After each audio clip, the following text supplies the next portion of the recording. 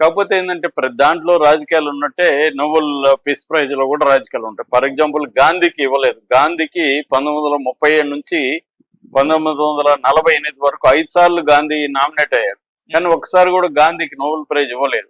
దాని తర్వాత 2006లో Nobel prize కమిటీలో పనిచేస్తున్న వాళ్ళు గాంధీకి ఇవ్వకపోవడం అనేది చాలా ఘోరమైన విషయం, గ్రేట్ ఒమిషన్ అని అన్నారు. అట్లాగే కెన్సరో వివా, మనం బర్మా అని మయన్మార్ లో ఆమె ఎంతో పనిచేసింది, సుదీర్ఘకాలం హౌస్ అరెస్ట్ లో ఉండింది, ఆమెకి ఇవ్వలేదు. అలాగే చాలా మందికి ఇవ్వలేదు.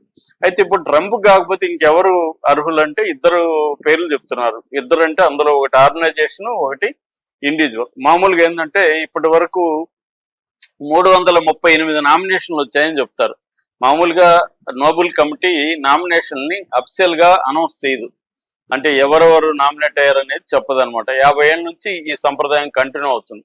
కాకపోతే లీక్ అవుతుంది కదా, అలా లీక్ అయిన సమాచారం మేరకు 338 మంది నామినేట్ అయ్యారని, అందులో 244 మంది వ్యక్తులు ఉంటే 94 ఆర్గనైజేషన్స్ ఉన్నాయని చెప్తున్నారు. సో ఇప్పుడు ట్రంప్ కి కాకుండా ఎవరికి ఇవ్వచ్చు అంటే ఇద్దరి పేర్లు బయటకు వచ్చాయి. ఒకటేమో ఆర్గనైజేషన్, ఒకరు వ్యక్తి. ఆర్గనైజేషన్ ఎవరంటే సుడాన్ లో ఉండే ఎమర్జెన్సీ రెస్పాన్స్ రూమ్ అని ఒక ERR అంటారు. ఈ ఎమర్జెన్సీ రెస్పాన్స్ రూమ్ సుడాన్ లో అంతర్యుద్ధం జరుగుతుంది. 2023 నుంచి సుడానీస్ ఆర్మ్డ్ ఫోర్సెస్ కి తర్వాత ర్యాపిడ్ సపోర్ట్ ఫోర్సెస్ కి మధ్య అంతర్యుద్ధం తగ్గింది. లక్షలాది మంది చనిపోతున్నారు. ప్రజలకి సహాయం చేయడానికి, ఆ యుద్ధంలో గాయపడిన వాళ్ళకి ట్రీట్మెంట్ ఇవ్వడానికి, ఆహారము మందులు సప్లై చేయడానికి ఈ సంస్థ పనిచేస్తుంది. ఈ సంస్థలు 10,000 మందికి పైన ఉన్నారు. చాలా గొప్పగా ఈ సంస్థ పనిచేస్తుందని చెప్తున్నారు. ఈ సంస్థకి నోబెల్ పీస్ ప్రైజ్ ఇచ్చే అవకాశం ఉందని చెప్తున్నారు. ఇక రెండవ వ్యక్తి వచ్చి యూలియా నవల్నయా. ఆమె రష్యన్ అన్నమాట. Russia opposition leader Alexei Navalny భార్య అన్నమాట ఆమె. ఆయన జైల్లో ఉంచే చంపేశారు ఆయన్ని పుతిన్ ప్రభుత్వం. అప్పటి నుంచి కూడా ఆమె పుతిన్ ప్రభుత్వం చేసే అరాచకాలకు వ్యతిరేకంగా పనిచేస్తూ ఉంది. శాంతి కోసం, డెమోక్రసీ కోసం, హ్యూమన్ రైట్స్ కోసం ఆమె ఎడతెగకుండా పోరాడుతుంది. సో ఆమెకు వచ్చే అవకాశం ఉందని చెప్తున్నారు.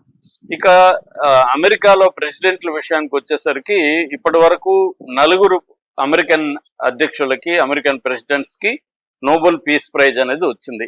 ఫస్ట్ వచ్చింది థియోడర్ రూజ్వెల్ట్ 1909లో, 1909లో ఆయనకు వచ్చింది. ఆయన రుస్సో జపనీస్ వార్ ని ఆపాడని చెప్పి ఆయనకి ఇచ్చారు. దాని తర్వాత వుడ్రో విల్సన్ 1919లో ఆయనకి ఇచ్చారు. ఆయన లీగ్ ఆఫ్ నేషన్స్ అంటే మొదటి ప్రపంచ యుద్ధం తర్వాత లీగ్ ఆఫ్ నేషన్స్ ని ఫార్మ్ చేసి శాంతిని నెలకొల్పడానికి కృషి చేశాడని ఆయనకి ఇచ్చారు. మూడవది జిమ్మీ కార్టర్ 2002. ఆయన వచ్చి ఇటు హ్యూమన్ రైట్స్, డెమోక్రసీ, తర్వాత కాన్ఫ్లిక్ట్ రెజల్యూషన్ కి కృషి చేశాడని చెప్పి ఆయనకి ఇచ్చారనమాట. ఇక 4వది బరాక్ ఒబామా. ఈయనకి 2009లో ఇచ్చారు.